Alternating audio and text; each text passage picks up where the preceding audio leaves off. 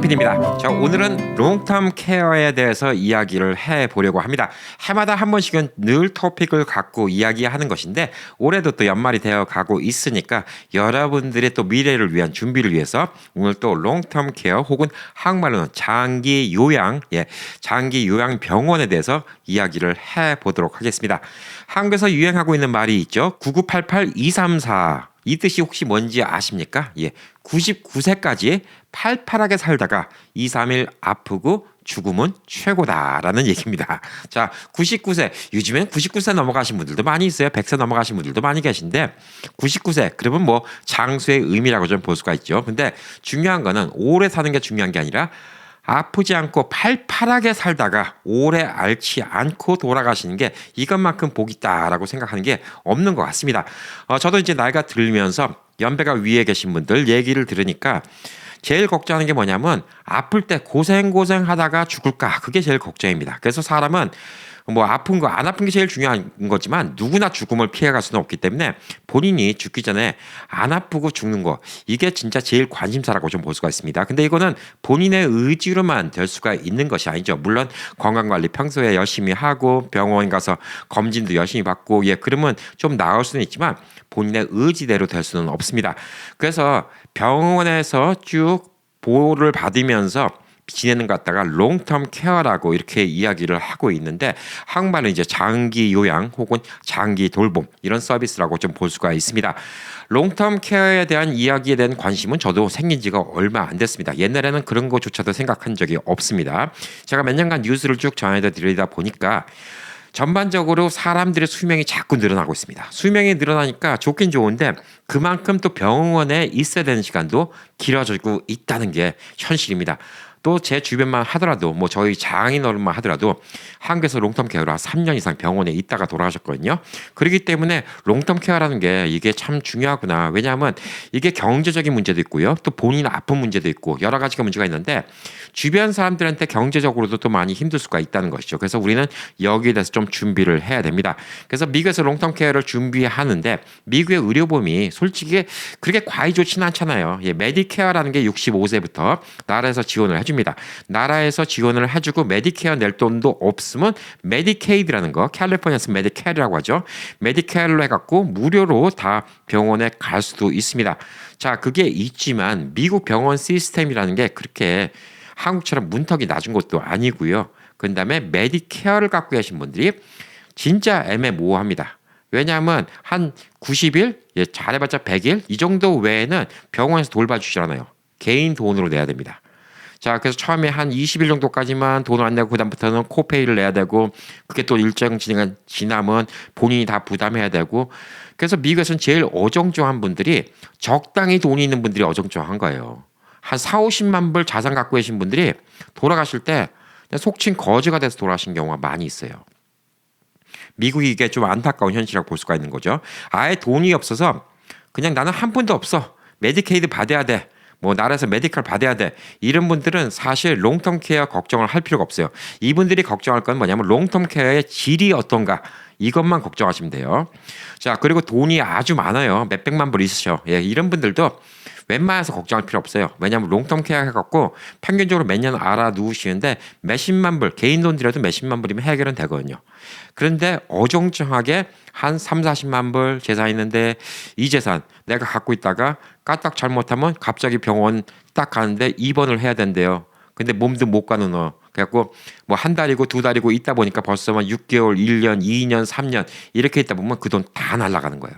그리고 그 돈 다 쓰고 난 다음에야 나라에서 메디케이드 혜택을 줍니다. 자, 그래서 여기에 대해서 우리가 좀 준비를 많이 해야 됩니다. 65세의 미국인 중 70%가 생애 중에 어떤 방식이든 간에 롱텀 케어 서비스를 받아야 된다고 합니다.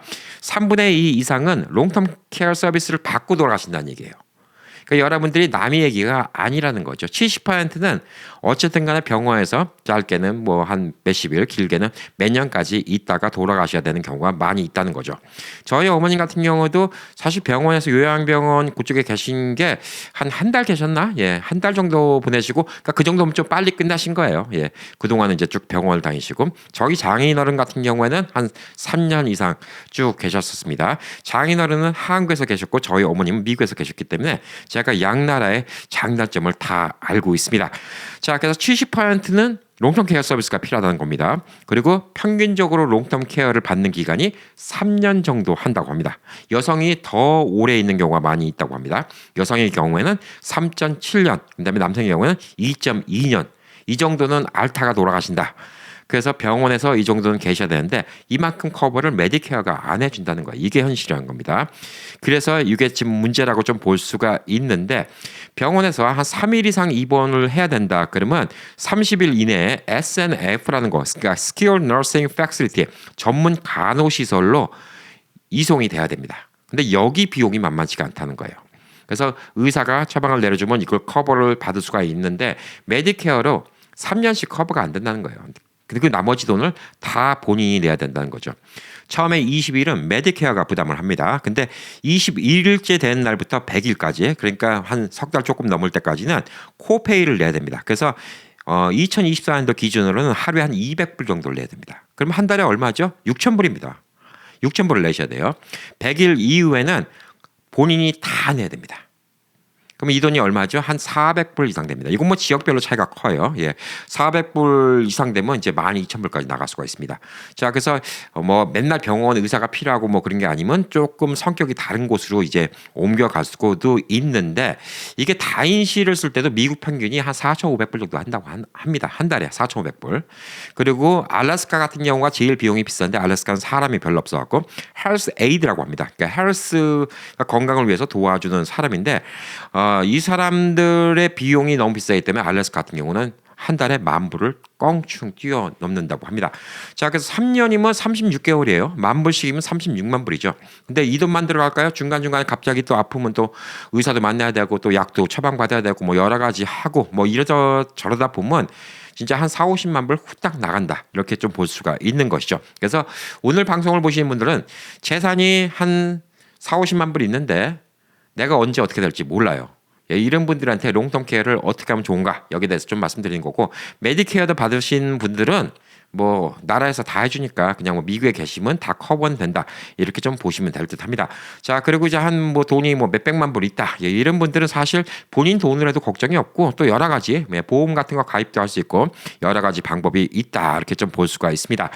자, 롱텀 케어를 받는 분들은 어떤 분들이 받을까요? 혼자서 옷도 못 입고 그다음에 밥 먹는 것도 힘들고 목욕이나 화장실 이용 같은 걸 못 하고 용변 조절 같은 걸 못 하고 이런 분들은 이제 롱텀 케어를 받으셔야죠. 예, 그래서 흔히들 옛날에 이제 뭐 낙상하시면 앓다가 돌아가신다 뭐 이런 얘기가 많이 있었는데 어디 한번 겨울에 추울 때 미끄러져 갖고 쓰러지신 다음에 그다음부터 못 일어나신 분들 많이 계세요. 혹은 뒤뜰에 나무 이제 가지치기 한다고 사다리에 올라갔다가 떨어져 갖고 지금 아프신 분들 계세요. 제 주변에도 그러신 분이 있고 이런 분들이 지금 롱텀 케어를 받는다 이렇게 좀 볼 수가 있습니다. 85세 이상 정도 사시면 거의 모든 분들이 롱텀 케어를 받아야 된다고 합니다. 혹은 집에 와서 도와주시는 분들이 필요하다고 합니다. 그러니까 85세 요즘에 뭐 90세 이상 사시는 분들 많이 계시잖아요. 예, 그래서 85세 이 정도 되시면 다 누구나 필요하기 때문에 근데 그때 가서 준비하면 너무 늦는다는 거예요. 돈도 많이 들어가고. 자, 그래서 우리가 롱텀을 위해서 여러 가지 보험을 드는데 우리 주변에 이제 보험 설계사가 있죠. 생명보험 설계사도 있고 그냥 일반 보험 설계사도 있고 여러 보험 설계사가 있는데 뭐 예를 들어서 뉴욕 라이프 같은데 대표적인 것이죠. 그런 데서 생명보험 같은 거 얘기하면서 롱텀 케어 보험 뭐 이런 같은 것도 같이 하는 경우도 많이 있습니다. 자, 롱텀 케어 보험을 들면 만약에 이 롱텀 케어 서비스를 받게 된다. 그러면 당연히 정해진 금액만큼 커버가 되겠죠. 근데 만약에 사용을 안 할 경우에 그냥 그 돈을 날리는 거다. 이렇게 볼 수가 있어요. 아까 말씀드렸죠. 70%는 사용하고 30%는 사용을 거의 안 하고 돌아가신다. 이렇게 좀 볼 수가 있습니다. 자, 그래서 이것만 있으면 너무 아까우니까 생명보험과 롱텀 케어에 이제 라이더라고 같이 연결시켜서 쓰는 게 있어요. 그러니까 생명보험에다가 롱텀 케어 특약을 추가해서 롱텀 케어가 필요할 때 사망한 후에 나오는 보험금의 일부를 미리 받아서 사용할 수가 있습니다. 자, 이건 좋은 게 뭐냐? 돈이 덜 아까워요. 만약에 여러분이 생명보험 100만 불짜리가 있어요. 근데 안 쓰고 돌아가셨어. 그럼 그 100만 불이 가족한테 가겠죠. 근데 만약에 여러분이 롱텀 케어를 받아야 돼. 30만 불을 쓰셨어. 70만 불만 가족한테 가겠죠. 예, 그렇지만 만약에 안 쓰면 30만 불이 그냥 더 간다는 거예요. 그러니까 조금 덜 아깝다는 생각이 들겠죠. 단순히 롱텀 케어 보험은 만약에 사용을 안 하면 그냥 다 날리는 돈이다. 이렇게 볼 수가 있는 거예요.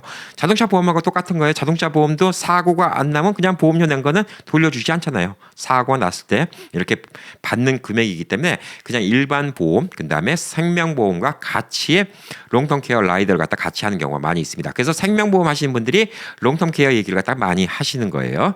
그다음에 본인의 이제 또 다른 자산, 그러니까 아까는 생명보험을 기준으로 얘기했는데 생명보험이나 어니티를 갖다가 기반으로 해서 이걸 자산을 갖다가 이제 롱텀 케어를 갖다가 또 받을 수 있게 바꾸는 거 이런 것도 있습니다. 자, 이런 것들은 뭐 미국 내 플랜이 뭐 지역마다 다르고 회사마다 다르고 그러니까 누구랑 상의해 보셔죠. 생명보험 설계사, 보험 설계사 이런 분들과 좀 상의를 해보시는 게 좋습니다. 자, 그리고 이제 롱텀 케어를 위해서 내 스스로 돈을 모으겠다. 예.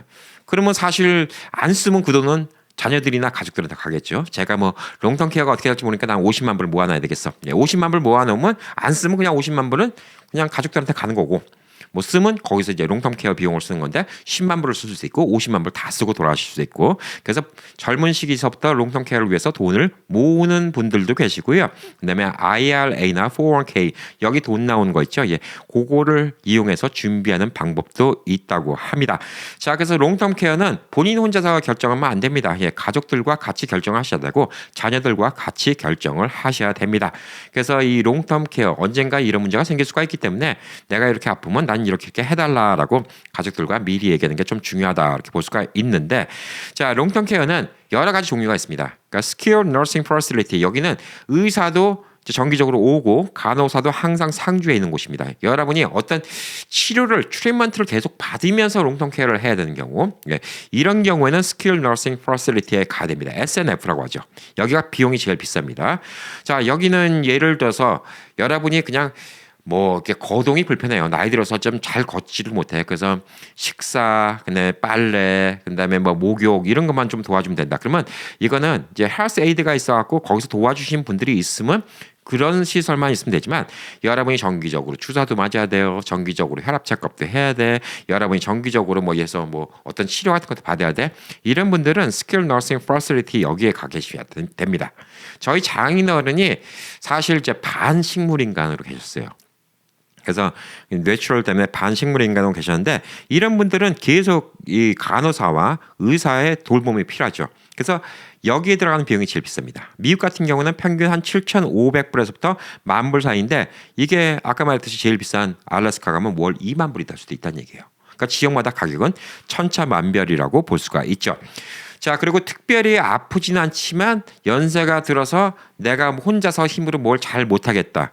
자녀들이 도와주면 좋겠지만 자녀들도 먹고 살아야죠. 어떻게 도와줍니까? 예, 이런 분들이 어떤 게 필요하냐면 Assisted Living Facility라는 게 필요합니다. 예, 이거는 도와주는 삶을 도와주는 facility. 그러니까 여기는 여기도 중간중간에 의사가 뭐 간혹 가다 오고 뭐 그때 좀 물어볼 거 물어보고 간호사가 가끔 가다가 상주해서 오고 규모가 큰 곳은 간호사 한 명이 이렇게 좀 돌아다니면서 뭐 필요한 것 같은 거 도움도 주고 이런 것도 있지만 여기는 중점적으로 어떤 치료 아까 말한 것처럼 식물인간으로 계신 분들 치료 뭐 이런 게 아니라 그냥 이분들의 삶을 갖다가 좀 도와드리는 거. 여기는 보편적으로 하드리는 게 뭐 빨래를 도와드리고 식사를 도와드리고 뭐 목욕을 도와드리고 이 정도입니다. 여기는 이제 평균 한 4,000불에서부터 한 6,000불 사이 정도 이렇게 좀 보시면 되고요. 메모리 케어 유닛이라는 게 있습니다. 이건 뭐냐면 치매 걸리신 분들이에요. 그러니까 치매 걸리면 가족들이 어떻게 해결이 안 되죠. 예. 본인들도 아무리 모시고 싶었고 뭐 몸이 건강하다 하더라도 치매 걸린 분을 갖다가 집에 놔두면 불안하잖아요. 진짜 뭐 한국에서 그런 거 있죠. 뭐 치매 걸린 분이 뭐 불을 갖다가 안 꺼서 집에 뭐 화재가 나는 경우도 생기고 또 집에서 또 사고 치는 경우도 생기고 진짜 뭐 어디 깨부시고 그래서 또 다치는 경우 생기고 그러니까 누군가 케어해야 되는데 일 안 나가고 누가 어떻게 케어를 하겠습니까? 그래서 이런 분들이 가는 곳이 치매에 걸리신 분들이 가는 곳이 메모리 케어 유닛이에요. 여기는 한 5,000불에서부터 7,000불 정도 합니다. 자, 그리고 이제 홈 헬스케어는 아직까지는 이제 정신도 멀쩡하시고 그다음에 뭐 치매도 없으시고 근데 몸이 좀 불편해요. 그래서 하루에 몇 시간만 좀 도움을 받았으면 좋겠다. 그런 분들은 홈 헬스케어라고 집으로 와서 도와주신 분들도 있습니다. 뭐 시간당 뭐 20불, 30불 정도에 해주신 분들도 있어요. 그래서 오셔갖고 뭐 필요한 거 같은 거 좀 도와드리고 그다음에 또 집에 빨래 같은 거 있으면 뭐 세탁기에다 좀 넣어드리고 그다음에 냉장고 같은 거 뭐 비어 있는 거 같은 거 좀 정리 좀 해드리고 이렇게 좀 도와드리는 게 있습니다. 자, 그리고 이제 어덜트 데이케어라는 게 있어요. 이건 뭐냐면 어디 이런 시설에 보내긴 좀 뭐하고 자녀가 그냥 아침에 출근하기 전에 아버님 어머님 여기다 모셔다 드리고 하루 종일 봐드리고 그다음에 퇴근할 때 도로 모셔오고 예, 이런 시설이 있습니다. 그러니까 잠은 집에서 주무시는 거죠. 그러니까 이런 분들은 이제 치매 이런 거는 없으셔야 되고 또 건강상으로도 지금 뭐 긴박하게 위험한 거는 없으셔야 됩니다. 쉽게 말해서 아이들 베이비시터 보내는 거랑 똑같은 거예요. 그러니까 이거는 어른들 베이비시터 보내는 거와 똑같은 거죠. 여기 비용은 한 70불에서부터 100불 정도 사이, 예, 이 정도로 좀 보시면 될 듯합니다. 자, 그래서 이거랑 비슷한 것 중에 하나가 뭐냐면 그냥 시니어 분들 메디케이드 있는 분들 나라에서 돈 받아갖고 시니어 분들 이제 차로 픽업해서 그러니까 자녀들이 안 데려다 줘도 돼요. 차로 픽업해서 거기 가서 다른 노인분들 만나서 식사도 하고 뭐 장기도 두고 한국 분들 많은데 뭐 장기 바둑도 두더라고요. 예, TV도 보고 게임도 하고 빙고 게임도 하고 뭐 라인 댄스도 배우고 이러면서 하루 종일 보내고 저녁 때 집에 오고 메디케이드 하는 분들은 무료인데 이게 메디케어에 있는 분들은 무료가 아니에요. 그래서 메디케어에 있는 분들은 그런데 또 사용하시려면 지역마다 뭐 가격은 또 천차만별인데 또 몇십 불씩 돈을 내야 됩니다.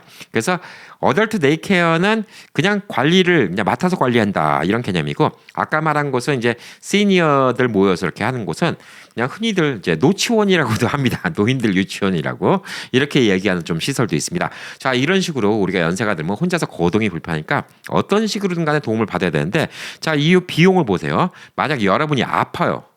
갑자기 낙상을 했어요. 몸을 하나도 못 움직여. 치료도 받아야 돼. 맨날 끙끙 앓아. 그러면 SNF, Skilled Nursing Facility 가죠. 7,500불에서 10,000불 사이예요. 그러면 이게 한 달에 10,000불이면 3년이면 36만 불이에요. 만만치 않은 돈이죠. 그리고 몸은 뭐 특별히 아픈 데는 없는데 내가 혼자 거동을 못해요. 그래서 자녀들한테 신세 지고 살고 싶어. 그러니까 한 달에 4,000에서부터 6,000불 정도 들어가는 거예요. 그게 이제 어시스트 리빙이죠. 이 어시스트 리빙이라는 게 이제 한국에도 몇 년 전부터 많이 도입이 됐습니다. 한국에는 옛날에는 없었는데 한국은 좀 그런 게 있죠. 그냥 어른들을 갖다 우리가 모셔야 된다 이런 사고방식 많은데 한국도 이즘에 다들 먹고 살기 힘들고 자녀들도 자기 일 해야 되고 그러니까 결국은 한국에서도 어시스트 리빙이라고 노인 복지 주택 혹은 실버타운으로 불리면서 한국에도 많이 몇 년 전부터 많이 유행을 하고 있습니다. 그래서 여기는 시니어분들이 독립적으로 생활을 할 수 있음에도 불구하고 또 돌봄이나 도움이 필요하면 이 서비스 갖다가 언제든지 요청할 수 있는 이런 곳이라고 좀 보면 됩니다. 예, 그래서 여기에 대한 비용도 얼만큼 서비스가 있고 규모가 어떻게 됐고 여기 퍼실리티가 얼만큼 좋은가에 따라서 가격은 천차만별이라고 볼 수가 있습니다. 자, 한국 같은 경우에 이런 곳을 이용하기 위해서 한국에 가고 싶다라고 얘기하시는 분들도 많이 있어요. 그래서 한국은 이제 좀 미국하고 좀 다르니까 미국은 이제 뭐 한 달에 얼마 좀 이런 개념인데 한국은 월 얼마가 싸긴 하지만 보증금 같은 거 혹은 뭐 이제 보증금이 좀 세죠. 예, 뭐 미국처럼 2달치 뭐 이런 게 아니라 뭐 몇 천만 원부터 몇 억짜리도 있다고 합니다. 예, 고급스러운 데는 좀 그런 데도 있다고 합니다. 그래서 비용은 이제 월별로 지불하는 비용이 쭉 있는데 주거 공간이 얼마큼 큰가, 제공된 서비스, 뭐 식사를 여기서 할 것인가, 청소도 해달라고 할 것인가, 간호도 해달라고 할 것인가. 그래서 뭐 한 달에 한 100만 원에서부터 한 300만 원까지 서비스 비용이 다 달라질 수가 있다고 합니다. 그리고 또 개인별로 필요한 추가 서비스, 뭐 의료 서비스가 필요하든가 아니면 특별 식단이 필요하든가 그러면 또 비용이 더 들어갈 수도 있습니다. 이제 아무래도 대도시나 인기 있는 지역에 위치한 시설일수록 가격은 더 비쌀 수가 있겠죠. 그리고 또 이 커뮤니티가 좀 크면 이 안에서 단순히 이렇게 하루하루 무의미하게 보내는 게 아니라 레크레이션 서비스도 하고 또 음식도 맛있는 거 먹고 수영장이나 피트니스 그다음에 또 산책할 수 있는 정원 이런 부대 시설이 있는데 이게 좋으면 좋을수록 다 가격이 비쌀 수가 있겠죠. 자, 그래서 한국에서는 정부 지원을 해주는 곳도 있고요. 그다음에 또 정부 지원이 안 되는 아예 사설로 운영되는 곳도 있습니다. 그렇지만 비용을 제가 보건대 미국의 절반 이하예요. 한국이. 어쨌든 간에 절반 이하입니다. 그리고 한국 가면 말이 잘 통하죠. 다 한국 사람이죠. 예, 그러니까 그런 좀 이점이 있다 이렇게 좀 볼 수가 있습니다. 자, 미국에서는 메디케어가 있으면 어떻게 해야 될까요? 메디케어가 있는데 갑자기 롱텀 케어가 필요합니다. 그러면 아까 말했듯이 100일까지 최대 100일까지는 어떻게 하든가 코페이를 내서 해결이 돼요. 근데 100일 이후서부터는 감당이 안 됩니다. 여러분이 한 4, 50만 불 있잖아요. 예, 한 3년 4년 앓으면 그 돈 다 날라갑니다. 그래서 이게 안타까운 현실이고 많은 분들이 또 욕하는 분들이 그런 거죠. 아니 저 사람 돈도 있으면서 왜 메디케이드 받는 거야? 근데 어정쩡하게 있는 분들이 그냥 사실 그래서 안 되는데 그렇게 궁여지책으로 하는 경우가 있어요. 몇십만 불 있는 거 이거 나중에 나라에 다 뺏기면 아까우니까 그냥 이거 애들한테 미리 줘버리고 왜냐면 미리 줘버리고 몇 년 지나면 사실 그게 메디케이드 받을 수 있는 자격이 되거든요. 그러니까 미리 줘버리고 나는 메디케이드 받겠다. 그 대신 자녀들한테 야 아빠 엄마가 이렇게 뭐 너 돈을 갖다 몇십만 불 줬으니까 차 필요하니까 차 내 이름으로 사면 안 되니까 네 이름으로 사줘. 그래갖고 차는 막 벤츠, BMW, 렉서스 이런 거 타고 다니면서 메디케이드 받으니까 요거도 먹는 거예요. 그러니까 사실 이것도 이렇게 하면 안 되는 거죠. 근데 미국에 이게 좀 구조적인 게 좀 문제가 있어요. 메디케어 하는 사람들, 열심히 일한 사람들한테 혜택을 더 줘야 되는데 열심히 일해갖고 세금 잘 내고 메디케어 받는 사람들한테 혜택이 별로 안 좋은 거예요. 이게 좀 뜯어 고쳐야 될 문제죠. 옛날에는 아픔은 몇 달을 못 버텼다고 해요. 예, 옛날에 아프면 그냥 몇 달 앓다가 그냥 돌아가셨는데 요즘에는 하도 의술이 좋아지니까 그냥 몇 년씩 계시는 거예요. 이게 현실적으로 요즘이랑 안 맞는 거죠. 메디케어가 바뀌기 전까지는 사실 메디케이드를 이용하는 분들 갖다 우리가 욕을 할 수밖에 없지만 메디케이드를 갖다가 이용할 수밖에 없게 만든 미국의 의료 시스템이 좀 문제다. 이렇게 좀 볼 수도 있는 것이죠. 자, 그래서 여러분은 이제 아까 말했듯이 10명 중에 7명은 롱텀 케어를 받아야 됩니다. 85세까지 사신다 여러분이. 그러면 받을 확률이 거의라고 보시는 거예요. 그러면 뭘 어떻게 하는 게 중요할까? 여러분이 지금 보험을 드는 게 나을까? 아니면 어떻게 하는 게 나을까? 자, 그래서 몇 가지 방법을 좀 알려드릴게요. 보험을 지금 연세가 좀 많으신데 지금 보험 드시면 보험료를 한번 알아보셔야 돼요. 예, 보험료가 꽤 비쌉니다. 연세가 들면 들수록 늦게 들면 늦게 들수록 비쌉니다. 롱텀 케어 보험. 그리고 생명보험을 젊었을 때부터 했어요. 거기다 라이더로 롱텀 케어를 갖다 같이 집어넣어요. 이게 젊었을 때부터 생명보험을 했으면 좀 더 나을 수가 있습니다. 그렇지만 지금 연세가 드신 상황에서 지금 생명보험 들고 이걸 하겠다? 그러면 이것도 비용이 비쌀 수가 있습니다. 자, 그리고 이제 본인이 401k나 뭐 IRA 이런 게 좀 많이 있다? 그러면 그걸 이용하실 수 있는 방법도 있긴 있어요. 자, 근데 여기서 잘 생각해 봐야 되는 게 롱텀 케어 보험이든 라이더든 뭐든 간에 얼마를 지원해 준가 보는 거예요. 10만 불이다, 20만 불이다. 근데 이 10만 불이다, 20만 불이다. 이걸 지금 액면 그대로 받아들이면 안 된다는 거예요. 왜? 여러분이 지금 65세예요. 85세부터 롱텀 케어가 필요할 수가 있어요. 20년 뒤의 얘기입니다. 자, 20년 뒤의 얘기인데 10만 불을 커버해 준대요. 20년 뒤에 10만 불의 값어치는 얼마나 될까요? 지금 5만 불의 값어치도 안 돼요. 한 1.5배 이상 뭐 이렇게 뛰기 때문에 한 제 생각에는 지금 미국 물가 올라가는 기준으로 따지면 한 3만 불? 예. 그 얘기인즉슨 그때쯤 가갖고는 10만 불이 있어도 1년치 롱텀 케어 비용도 안 나올 수도 있어요. 지금 금액만 보고 생각하면 안 된다는 거죠. 내가 현실적으로 한 85세, 그러니까 지금 나이에서 이제 85세에서 지금 나이를 빼갖고 그때쯤에 값어치가 얼마큼 될 것인가 그걸 보는 게 되게 중요하다. 이렇게 좀 생각을 할 수가 있는 것이죠. 그래서 어떤 분들은 이런 생각도 해요. 지금 있는 돈 갖고 이런 보험을 드느니 차라리 그냥 매달 따박따박 나오는 부동산을 사놓자 이거죠. 렌트비를 받고 뭐 하면 그 돈 갖고 커버되는 게 오히려 10년, 20년 지나면 부동산 값어치도 올라갈 거고 렌트비는 적어도 물가 따라서 같이 올라가잖아요. 보험료는 10만 불이다. 그럼 10년 뒤에부터 쓰셔도 10만 불, 20년 뒤에 쓰셔도 10만 불, 30년 뒤에 쓰셔도 10만 불이에요. 30년 뒤에는 무슨 값어치가 있을까요? 근데 렌트비라는 건 안 그렇죠. 예, 물가가 올라가는 만큼 지금 2,000불 받는다? 뭐 앞으로 뭐 30년 뒤에는 5,000불, 6,000불 받을 거예요. 그럼 또 그때는 롱텀 케어비가 더 올라가겠죠. 그래서 그런 롱텀 케어에 대한 준비를 하는 게 되게 중요하다라고 좀 볼 수가 있는 것이죠. 자, 그리고 이제 보험을 들면 보험 들자마자 바로 롱텀 케어 받을 수 있는 게 아니에요. 뭐 많은 보험회사들이 뭐 적어도 한 30일에서부터 뭐 한 120일 정도 있은 후부터 혜택을 받을 수가 있기 때문에 미리미리 보험을 드는 게 중요합니다. 지금 당장 롱텀 케어가 필요하다고 지금 당장 보험 들어서 오늘부터 혜택 받을 수 있는 경우가 되게 드물다고 볼 수가 있는 것이죠. 자, 그래서 미국은 메디케어에 있는 분들이 제일 걱정이에요. 재산 한 50만 불 밑으로 있는 분들이 제일 걱정입니다. 이게 제일 걱정이에요. 그래서 이런 분들의 대안책으로 한국에서 롱텀 케어를 받는 것도 한 가지 좀 대안책이 좀 될 수가 있다. 이렇게 볼 수가 있는 것이죠. 자, 한국 같은 경우에는 가인시를 사용하면 한국에 있는 보험 갖고도 기본은 커버될 수가 있어요. 지금 이제 한국에 한 200만 원까지 정도가 커버되는 걸로 알고 있어요. 예, 그것도 뭐 매년 바뀌겠지만. 근데 여러분이 꼭 복수 국적을 안 한다 하더라도 그래서 거소증하고 한국에서 이제 국민건강보험을 들면 보험비를 내야 돼요. 그걸 내고 한국에서 보험을 딱 들으면 여러분이 롱텀 케어를 받는다 하더라도 어느 정도 커버가 돼요. 저희 장인어른 같은 경우는 비용이 좀 더 많이 들어갔어요. 비용이 더 많이 들어갈 수밖에 없는 이유가 사실 반식물 인간이었으니까 사실 옆에서 누군가 계속 도와줘야 되고 케어가 더 중요하죠. 그러니까 스킬 너싱 케어가 필요한 거예요.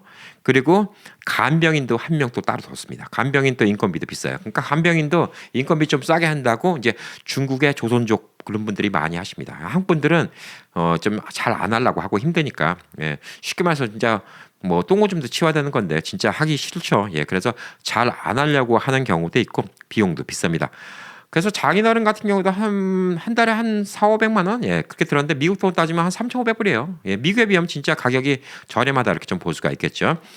저도 롱텀 케어 생각이 없다가 장인어른도 몇 년 동안 아프신 것 좀 보고 제가 좀 한국에 가봤고 또 한국에 안동병원을 갔었잖아요. 근데 안동병원에는 병원 시설이 5군데가 나눠져 있어요. 나눠져 있는데 옛날에는 병원으로 쓰던 곳인데 한 곳은 지금 아예 이렇게 장기 요양시설로 건물 하나 쓰는 곳이 있습니다. 그거 좋아요. 바로 뒤에가 산이고 그래서 그냥 나오면 뒤에 산에 산책도 갈 수 있고 동네도 아주 조용한 데 있고 좋더라고요. 그래서 저도 한번 가봤어요. 그래서 농담식으로 나 나중에 아프면 나 여기 와서 있으면 잘해줄 거냐고 이렇게 얘기한 적도 있었는데 그런 데가 뭐 안동 뭐 거기뿐만 아니라 다 있죠. 예, 그래서 아플 때 가야 되는 곳이 좀 그런 곳이고 그거 말고는 이제 어시스트 리빙, 예, 좀 도와주는 거. 어시스트 리빙 개념이 이제 한국에서 미국식으로 좀 많이 생긴 거예요. 그래서 어시스트 리빙 같은 데 사는 것도 한국이 좀 좋다라고 좀 볼 수가 있는데 자, 한국에 있으면 좋은 거, 제일 좋은 건 뭐냐면 음식 아닐까 싶어요. 예. 물론 미국도 LA 같이 큰 이제 도시, 그다음에 한국인들이 많이 사는 곳은 한국 분들이 하는 곳도 있어요. 그래서 한국 음식도 나오고 뭐 이런 것도 있지만 안 그런 지역도 많이 있어요. 그러니까 음식이 제일 크다고 볼 수가 있겠죠. 미국 시골에 계신다 그러면 한국 음식 못 드시잖아요. 진짜 사람이 너무너무 아플 때 나 이거 하나만 먹었으면 진짜 나을 것 같은데 나 지금 미역국만 먹었으면 나을 것 같은데 그리고 한국 같은 경우는 그 병원에서 그 음식이 없다 하더라도 그냥 간호사나 누구 불러다가 나 오늘 이 음식이 너무너무 먹고 싶은데 나 이거 하나만 주문시켜주면 안 돼? 배달 오잖아요, 한국은. 그리고 또 누구 오는 사람한테 옛날에 우리 갔던 어디 그 집 있지? 나 그 집에 좀 도토리묵 좀 먹고 싶어. 그거 좀 사다 줘. 할 수 있잖아요. 원래 음식 갖고 못 고친 병은 어떤 약으로도 못 고친다고 얘기했잖아요. 히포크라테스가 얘기를 한 얘기가 있잖아요. 유명한 얘기가. 자, 그래서 사람이 먹고 싶은 것만 잘 먹어도 나설 수가 있어요. 근데 미국에 있으면 이 먹고 싶은 거에 한계가 있다는 거죠.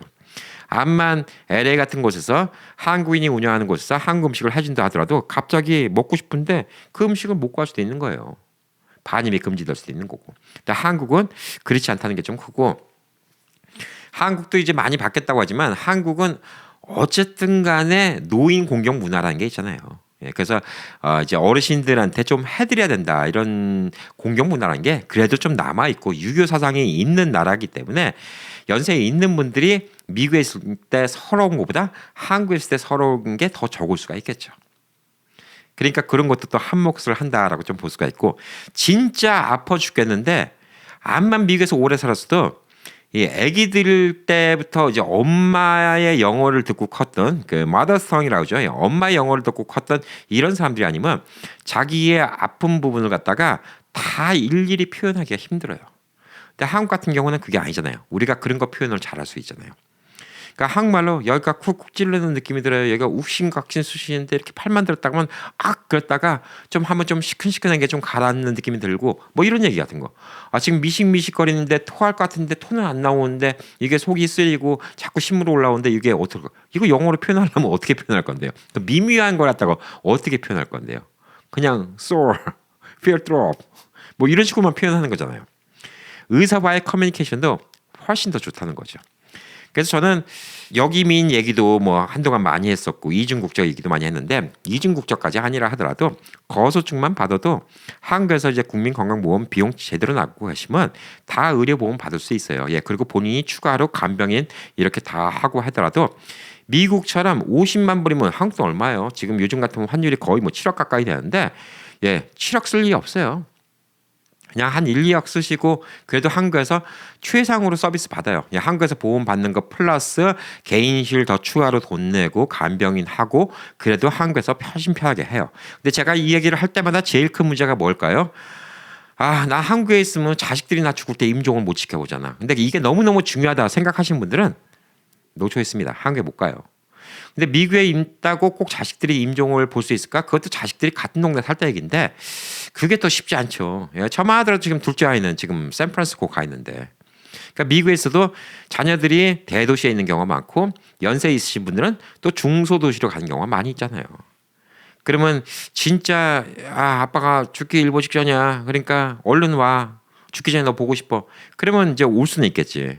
근데 임종을 지켜본다는 게 꼭 미국에 있다고 옆에서 계속 봐줄 수 있을까? 그건 또 아니라는 거죠. 어떻게 보면 이제 한국에 있나 미국에 있나 솔직히 자녀들 만나는 시간은 비슷비슷할 수 있는데 이건 사람들마다 가치관이 너무 달라요. 어떤 분은 꼭 자녀들 있는데 옆에서 내 임종을 맞이하고 싶다 이렇게 얘기하시는 분들은 어쩔 수가 없는데 저 같은 경우에는 우리 애들이 지들도 먹고 살기 바빠 죽겠는데 이 아빠 엄마 아프다고 옆에서 병간호 하겠어요? 가끔 찾아오고 잘 지내냐고 하면 댕이지. 그리고 뭐 미국에 있어도 어차피 뭐 요즘에 전화기로 화상통화 다 되는데 뭐 얼굴 보고 인사하고 뭐 이러면 되죠. 물론 애들 손이라도 한번 잡아보고 싶고 뭐 이런 거 있겠지 당연히. 근데 뭐 아직까지는 제가 조금 젊어서 그런지 그거는 그렇게 중요하지 않다. 내가 좀 노후에 좀 편하게 보내는 게 중요하다라고 생각을 하고 있어요. 미국에서 이제 평균적으로 한 50대, 60대 집 있고 이런 사람들이 한 40만 불 정도 저축이 있다고 해요. 근데 미국에서 죽을 때까지 편안하게 살려면 170만 불이 있어야 되고 460만 불 정도가 있으면 죽을 때가 언제든 간에 계속 돈을 벌어서 아주 넉넉하게 산다고 합니다. 그러니까 460만 불까지는 바라지도 않고 170만 불이 있으면 괜찮다고 해요. 근데 이걸 다시 한번 생각해 보면 170만 불이 있다 그러면 롱텀 케어도 별로 걱정할 필요는 없다는 얘기예요. 솔직히. 미국에 있어도. 근데 어정쩡하게 미국에 지금 평균이 한 40만 불 이 정도 있다는데 저도 그럴 것 같아요. 저도 뭐 170만 불 만들면 좋은데 170만 불은 못 만들었어요. 아직. 170만 불 만들면 좋은데 제가 은퇴할 때까지 170만 불이 있으면 저도 별로 걱정 안 할 텐데 안 그렇다? 그러면 저도 그냥 나이 들고 한국에 가 있으면 오히려 더 좋지 않을까? 이런 생각이 들어요. 오히려 복잡한 서울보다 이번에 갔다는 안동병원의 그 요양병원 같은데 그런데 가 있으면 그냥 맛있는 거 먹고 싶으면 배달도 시켜 먹고 TV 틀면 한국 TV도 나오고 간호사나 의사 만나도 말하기 편하고 그다음에 또 옆에 있는 또 나이 드신 같은 이제 뭐 시니어 분들과 또 얘기 나누기 편하고 이런 것들이 한국이 훨씬 더 낫지 않을까라는 좀 생각이 듭니다. 그래서 여러분의 초이스는 지금 몇 가지가 있습니다. 돈을 많이 모으세요. 50만 불이 없다. 그러면 현금으로 롱텀 케어 하다 보면 그냥 다 바닥납니다. 그 정도만 우선 생각하시면 돼요. 지금 물가로. 그러니까 그 얘기인즉슨 뭐예요? 앞으로 20년 후에는 50만 불 갖고 안 된다는 얘기죠. 물가 오르니까 그때는 한 80만 불, 100만 불 있어야 된다는 얘기입니다. 자, 지금 그래서 65세인데 지금은 88인데 내가 85세부터 롱텀 케어 받는다? 그때는 100만 불 있어야 된다는 얘기예요. 돈을 만들어야 된다는 얘기죠. 그래서 보험을 드는데 보험 비용이 얼마가 나온다? 그 금액을 지금 이 정도면 되겠네라고 생각하지 마시고 앞으로 내가 85세가 됐을 때 그때 이 돈의 값어치가 얼마큼인가를 충분히 생각해 보시고 이제 보험을 드셔야 돼요. 근데 보험비가 만만치가 않습니다. 그래서 제가 말씀드리는 거예요. 그 보험비가 만만치 않은데 그 돈을 갖다가 오히려 IRA 같은 데나 뭐 집어넣고 돈을 모으세요. 모으시고 목돈 있는 것 같은 걸 뭐 부동산 같은 거 투자하셔갖고 렌트비 같은 거 나온 거 이거 모으세요. 그러면 그 돈이 롱텀 케어 비용이 될 수도 있다는 얘기죠. 그리고 생명보험이 있는 분들은 롱텀 케어를 갖다 라이더로 같이 얹어버릴 수가 있거든요. 그거는 얘기하시면 무슨 얘기인지 알 거예요. 생명보험이 있으신 분들은 생명보험 에이전트랑 얘기하시면 금방 무슨 얘기인지 아실 겁니다. 그거는 그냥 보험 드는 것보다는 이점이 있어요. 왜냐하면 안 쓰면 생명보험이 가족들한테 가고 쓰면 그만큼 또 빠져나가는 거니까. 그러니까 그것도 계약을 잘 보고 하시는 게 좀 중요한데 이제 와서 나이 들어서 이제 와서 이제 생명보험 든다. 이건 좀 너무 늦을 수가 있습니다. 자, 그래서 돈을 준비해야 된다는 얘기예요. 지금 2025년 기준으로 50만 불 준비하셔야 된다는 얘기예요. 롱텀 케어를 위해서. 그게 현실이에요. 50만 불 준비했다가 하도 안 쓰시고 아까 말한 것처럼 9988 234 예. 99세까지 팔팔하게 사시다가 2, 3일 앓고 딱 돌아가시면 그냥 너무 행복한 거죠. 본인도 고생 안 하고 그 돈도 가족들한테 다 가고. 그렇지만 2025년 기준으로 50만 불 정도가 있다. 그러면 롱텀 케어가 필요하다. 그래도 몇 년 동안 걱정 안 할 수가 있다는 거죠. 물론 롱텀 케어를 5년, 10년 하시는 분들도 있을 수가 있어요. 근데 평균적으로 아까 말씀드렸죠. 3년입니다. 여성의 경우는 한 3년하고 조금 더 많이 걸리고 남성 같은 경우는 한 2년 2개월 정도, 여성 같은 경우는 3년 하고 한 3.7 정도니까 한 3년 하고 한 8개월, 9개월 예. 이 정도로 좀 보시면 돼요. 그렇기 때문에 50만 불이 없다. 그러면 이제 롱텀 케어에 대해서 다시 한번 생각해야죠. 난 갖고 있는 돈이 2, 30만 불밖에 없는데 그러면 애매모호해요. 근데 제가 여기서 2, 30만 불 있으니까 여러분 2, 30만 불 얼른 자녀들 드리고 여러분 메디케이드 신청하세요. 예, 제가 이렇게 말씀 못 드려요. 그건 솔직히 그거는 아니잖아요. 양심적으로는. 아닌데 많은 사람들이 그렇게 할 수밖에 없어요. 이게 왜 메디케어 하는 사람들한테 혜택을 안 주니까 이게 애매모호하잖아요. 2, 30만 불 있잖아요. 여러분 롱텀 케어 들어가면 그냥 1, 2년 쓰다가 그 돈 바닥 나면 진짜 은행에 돈 없고 거지 되면 그때 메디케이드 주는 거예요. 그게 미국이에요. 그러니까 이거 2, 30만 불 있다고 그거 자식들한테 주고 메디케이드 받겠다는 분들도 제가 100% 요금 못 하겠는 거예요. 물론 잘못된 거지만 100% 요금 못 하겠는 거예요. 제가 보니까. 그러니까 여러분이 지금 어정쩡하게 한 2, 30만 불 재산이 있다. 그러면 다른 방법 중에 하나가 뭐냐면 한국에서 롱텀 케어를 받는 거죠. 근데 저는 생각해 보니까 한국에서 롱텀 케어 받는 거 다 좋아요. 한 가지 나빠. 자녀들과 멀리 떨어져 있다는 거. 그거 말고는 한국에서 롱텀 케어 받는 게 꽤 좋은 방법이라고 좀 생각을 할 수가 있습니다. 저한테는 롱텀 케어가 좀 먼 이야기긴 하지만 저도 자꾸 미래를 위해 생각하는 거예요. 제가 돈을 모아야 되겠다는 생각은 사람은 이제 늙음하게 돈을 갖다가 모아야 된다는 게 내가 기대하고 있는 수명이 있죠. 나는 한 85세까지 살 것 같아. 90세까지 살 것 같아. 근데 그거보다 여유 있게 모아야 돼. 왜? 85세까지 살 거라고 생각하고 그때까지 쓸 때만 딱 모았는데 여러분이 95세까지 살아. 나머지 10년 동안 돈이 없어. 그럼 얼마나 비참하게 살겠어요. 안 되잖아요. 그러니까 여러분이 요즘 같은 경우는 100세 시대예요. 진짜. 110, 120까지 살 생각을 해야 돼. 제가 그 나이 되잖아요. 기대 수명이 또 올라가서 100세가 평균 수명일 수도 있어요. 그래서 웬만한 사람들 막 120살, 130살 이렇게 살 수도 있어요. 뭐 불가능하다고? 가능할 수 있어요. 왜? 불과 4, 50년 전만 하더라도 나이 60이면 환갑잔치했어요. 60이면 장수했다고 했어요. 55살이면 장수 무대 나가서 할아버지 할머니 노래를 하면 아들 손자 며느리 다 나와서 쪽진 할머니가 나오고 있어요. 55살. 제 나이면 그냥 한복 입고 갓 쓰고 나오는 할아버지였어요. 제 나이면. 그게 불과 40 몇 년 전 장수 무대 TV 나오던 어르신들 모습이에요. 제가 그 어르신 나이였다니까. 근데 지금 55살이 무슨 할아버지 아니 뭐 할아버지입니다. 제가 조카 손주도 있고 하니까. 그렇지만 옛날 느낌은 아니잖아요. 그래서 앞으로 제 나이 혹은 뭐 저보다 연보가 조금 위신 분들 한 뭐 60대 중반 뭐 이런 분들도 그분들은 100살씩 쉽게 살 수 있어요. 그래서 돈은 그때까지 쓰는 거 있어야 되고 플러스 생각해야 되는 게 뭐냐? 롱텀 케어 비용 있어야 됩니다. 롱텀 케어 비용 있어야 돼요. 그러니까 어정쩡하게 돈 있는 사람들은 다 있어야 돼요. 그리고 아예 돈이 많으면 걱정 안 합니다.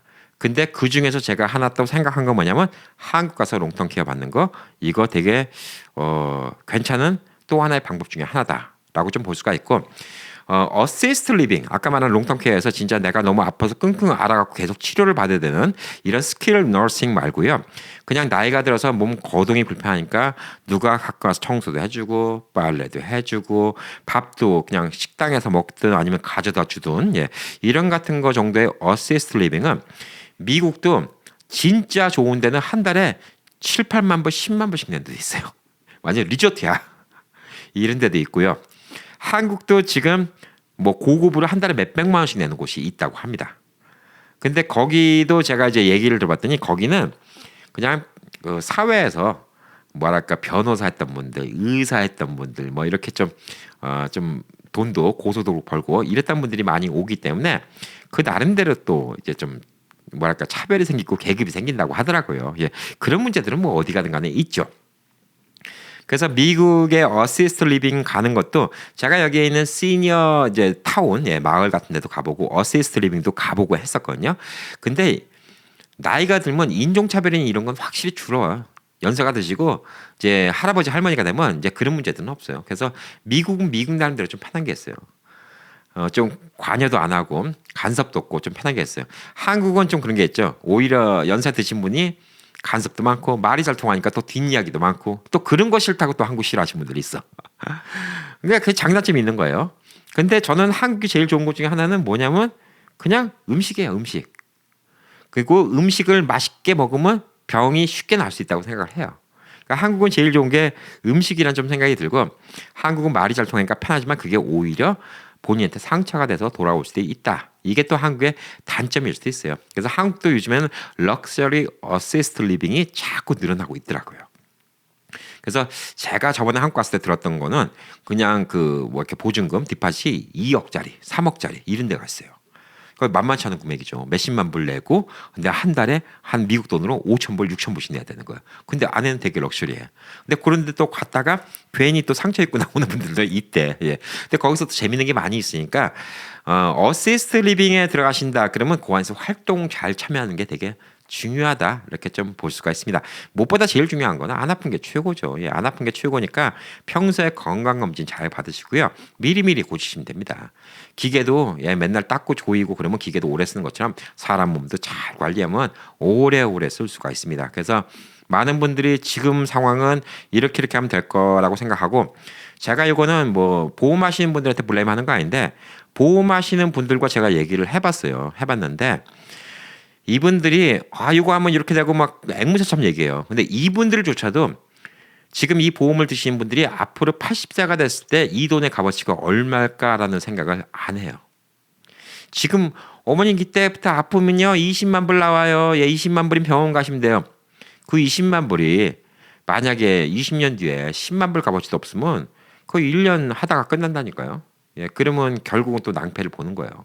돈은 돈대로 쓰고 1년 거기 있다가 도로 메디케이드 받아갖고 그냥 좀 시설도 별로 안 좋은 데서 다인실에서 어두침침한 데서 있어야 되는 거예요. 그게 좀 문제가 있는 거죠.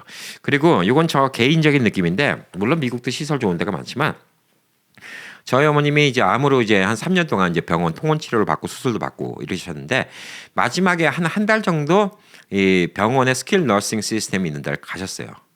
왜냐하면 너무 아프시고 진통제를 주기적으로 놔야 되니까 아프다고 그러면 누가 와서 진통제를 놔줘야 되는데 제가 놔드릴 수는 없으니까 거기 가 계셨는데 다인실이었어요. 다인실이었는데 제가 가도 거기 있으면 안 아픈 사람도 아파질 것 같아. 분위기가 너무 안 좋아. 다들 그냥 진짜 이런 표현하면 그렇지만 산송장 같은 사람들이 옆에 늘비하게 있어. 언제 어떻게 되실지 모르는 분들이 있어. 그리고 또 거기 있다 보면 그냥 어제까지 만났던 할아버지가 오늘 안 보이면 돌아가셨대. 그런 데 있으면 사람이 낙담이 되고 더 처지지 않겠어요?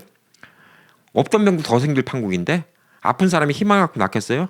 분위기가 너무 안 좋아요. 안에도 칙칙하고 느낌도 뭔가 차가운 느낌 들고 또 콘크리트 바닥. 왜냐하면 또 거기는 침대 같은 거 밀고 그래야 되니까 또 밑에 바닥이 또 콘크리트 바닥이에요. 분위기도 안 좋아요. 그래서 거기 어머니가 계신데 너무 싫다고 하시더라고요. 그냥 나 집에 갈래. 너무너무 싫다고 그래서 그 의사한테 이제 그거 다 받아갖고 집에다가 이렇게 접히는 침대 있죠. 이렇게 세울 수 있는 침대. 그거 하고 어머님이 좀 숨을 못 쉬니까 산소통. 이걸 또 보험이 커버 안 되더라고요. 제가 하나 사드렸어요. 산소통하고 산소 마스크하고 사드렸어요. 그래서 그거 집에서 산소통 하고 산소통 제가 중간중간에 리필해 갖고 오고 그 다음에 간호사 한 분이 나왔어요. 그래서 중간중간 좀 봐드리고 집에서 조금 더 지나시다가 이젠 좀 돌아가실 때 됐다 싶어서 호스피스가 나오셨습니다. 그래서 호스피스가 나와서 어머님 임종 때까지 한 열흘 정도 이 정도 나와 계시고 한 열흘 정도 있다가 돌아가셨어요. 그래서 저희 어머님은 그래도 길게 고생은 안 하셨어요. 근데 미국에 있는 너싱 그 패실리티, 스킬 너싱 패실리티 가 보니까 좀 암울해요. 근데 그에 비하면 한국은 확실히 좀 그런 게 좀 밝습니다. 분위기가. 미국보다는 밝아요. 물론 한국도 똑같은 문제 있죠. 왜 어제까지 보던 할머니 할아버지가 오늘 안 보이면 낙담하게 됩니다. 그런 같은 게 좀 안 좋을 수 있지만 그래도 분위기가 훨씬 더 밝은 곳이 한국이기 때문에 그걸 한국 가시잖아요. 그러면 이런 얘기 죽을 때를 대비한 얘기는 자녀들한테 부모가 먼저 꺼내야 됩니다. 자녀는 부모한테 이런 얘기 못 꺼내요. 부모가 먼저 오픈하고 별거 아닌 것처럼 얘기를 해야 돼요. 그래서 나 이번에 한국 가는데 이런 요양원이나 이런 너싱홈도 한번 보고 싶다. 뭐 자녀랑 같이 가면 나 좀 데리고 가달라 하세요. 그리고 미국도 이런 너싱홈 시스템 아까 말했듯이 비싼 데는 좋아요. 저희 어머님 계신 것처럼 시에서 운영하고 이렇게 후줄근한 데 아니에요. 좋은 데는 그냥 호텔같이 되는 데 많아요. 미국도 비싸서 그렇지. 그래서 미국도 어떠한 어시스트 리빙이 있는지 한국도 어떠한 어시스트 리빙이 있는지 평소 견학을 가는 게 중요합니다. 그러니까 미리미리 준비하세요. 갑자기 아프고 그때 찾잖아요. 예, 그러면 좋은 자리도 없고 그 자리도 인기 좋은데 미리미리 예약을 해놓으셔야 됩니다. 예, 그래야지 좀 가능합니다. 그래서 항상 집을 살 때도 집 잘 사는 사람들 뭐죠? 평소에 집 많이 보던 하는데 집 잘 사는 거예요. 예. 이 병원도요. 집하고 똑같아요. 나이 들면 내가 죽기 전에 지내야 될 집이라고 생각하셔야 돼요. 근데 그 집이 편해야지 내가 편하잖아요. 그래서 평소에 많이 가보시라는 거예요. 조금 건강하실 때 많이 가보시고 한국 가보시면 제가 말한 것처럼 한국의 어시스트 리빙도 가보시고 비용도 얼마인지 알아보시고요. 미국도 마찬가지입니다. 싼 데서부터 비싼 데까지 쭉 알아보세요. 그리고 또 그게 또 정부 보조를 받을 수 있는 곳도 있고요. 그다음에 아까 말한 것처럼 재산이 있다 하더라도 인컴이 없기 때문에 또 서포트를 받을 수 있는 어시스트 리빙이 있어요. 무슨 얘기냐면 어시스트 리빙이 한 달에 8,000불짜리예요. 8,000불 너무 부담스러워. 난 돈을 안 벌어. 그러니까 돈을 안 버니까 정부 보조 어떻게 해갖고 실질적으로 내는 거는 4,000불만 내고 들어갈 수 있는 데도 있다니까요. 그러니까 꼭 메디케이드 아니라 하더라도 또 그렇게 정부 보조를 받거나 혹은 지역 뭐 혹은 non-profit organization 이런 데서 도와주는 곳이 분명히 있습니다. 그래서 이런 혜택을 미리미리 알아보시는 게 되게 중요하다고 생각합니다. 저는 그냥 우리 아버님, 어머님, 형님, 누님들한테 이 죽음이라는 거, 우리가 죽음을 준비하는 거에 대해서 되게 좀 편하게 말씀을 드릴 수가 있어요. 근데 자녀가 먼저 이런 얘기를 먼저 꺼내는 경우는 되게 드물 겁니다. 그래서 부모가 먼저 얘기를 꺼내야 됩니다. 제가 저희 어머님은 몇 년째 쭉 아프셨으니까 차곡차곡 준비를 했어요. 어머니도 얘기를 안 했지만 저도 알고 있었기 때문에 차곡차곡 준비했어요. 그래서 예를 들어서 이런 거예요. 그냥 어머니가 오늘은 어머니 미장원 갔다 오실래요? 예, 좀 괜찮을 때 미장원 갔다 오시고 헤어스타일 예쁘고 우리 어머니 참 이쁘네. 오늘 사진이나 찍자고. 그리고 사진을 찍어놨어요. 근데 저는 그때 그 사진이 영정사진에 쓸 거라고 생각하고 찍었던 거예요. 진짜 그랬어요. 예. 어머니께 말은 안 드렸지만 그 사진을 잘 보관하고 있다가 어머니 돌아가시고 영정사진에 썼어요. 예. 그런 준비가 필요하다는 거예요. 그러니까 저희 어머님도 언젠가 돌아가실 거 아니까 차곡차곡 집에다가 다 준비하신 거예요. 그러니까 제가 선물해드린 것도 본인이 내가 써봤자 얼마나 쓰겠냐 그래서 무슨 실크 목도리라든가 무슨 가방이라든가 이런 거를 포장도 안 뜯고 다 놔뒀다가 돌아가시기 한 얼마 전에 며느리 다 주시더라고. 와이프 다 주더라고요. 그래갖고 요거 쓰라고 다 주고 제가 또 어머니 용돈 드린 것도 다 모아서 또 저한테 다 주시더라고요. 예, 그래서 부모님도 이런 준비를 하잖아요. 근데 이런 준비는 얘기를 해서 준비하는 게 제일 중요한 거예요. 그만하기 힘든 얘기지만 언젠가 세상에 아예 안 죽고 사는 사람 없잖아요. 영원히 불사조로 사는 사람은 없잖아요. 이 죽음이라는 거 말 꺼내기 좀 싫지만 잘 죽는 게 이게 되게 중요하다는 거예요. 9988-234로 돌아가시잖아요. 그러면 가족들도 편하고 여러분도 편한 거예요. 예. 이렇게 하기 위해서 오늘 롱텀 케어 이야기를 해봤습니다. 여러 가지 많이 좀 오늘 방송 보시고 생각 좀 해보시고 공리도 해보시고 또 궁금한 거 있으면 밑에 댓글로 달아주시면 제가 또 다음번 영상 만들 때 참고를 해서 또 만들도록 하겠습니다. 여러분의 9988-234를 위해서 파이팅 외쳐드리도록 하겠습니다. 9988-234 파이팅!